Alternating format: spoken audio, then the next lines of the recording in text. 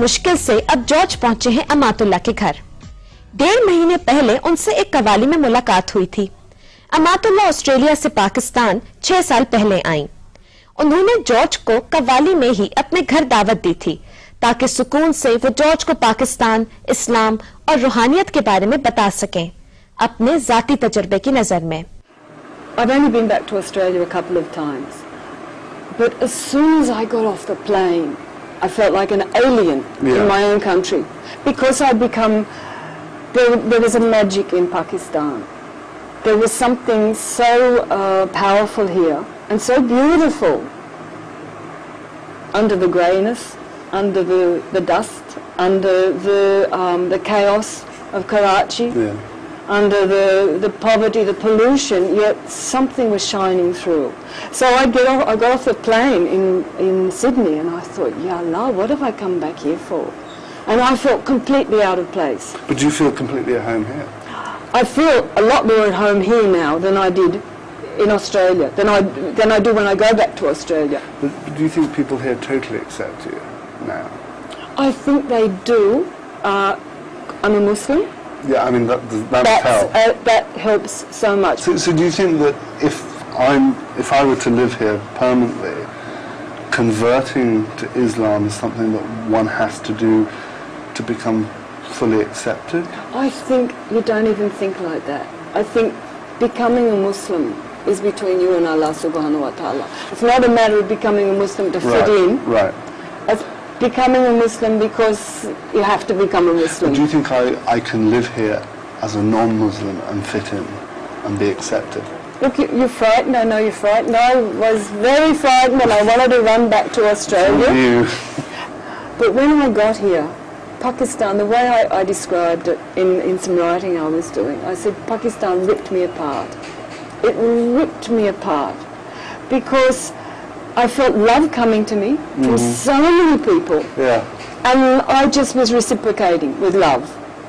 And it was everywhere I went.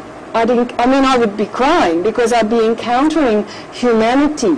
Humanity in exalted humanity, bereft humanity, poverty-stricken, every conceivable thing, every conceivable type of person.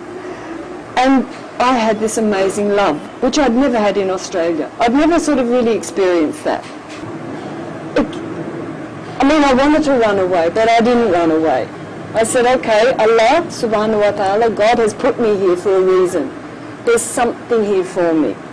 And I've got to just hang in, and inshallah it will reveal itself, you know? Where all the work's done. And these are some of my books. That's my first book. And The Sky Is Not the Limit, and I present you with a copy. Thank you very much. Book. Now this is my third book, but it's too heavy for you at the moment. It's a very heavy book on Sufism. When you've absorbed this and you've got all your spiritual nourishment from that, then I might. I'll move on to move on to this, okay? Shalom. With Sufism, the knowledge that you're looking for is not going to be found in the books. It's going to be found in your heart. But I'm not doubting you at all. And you seem very content, and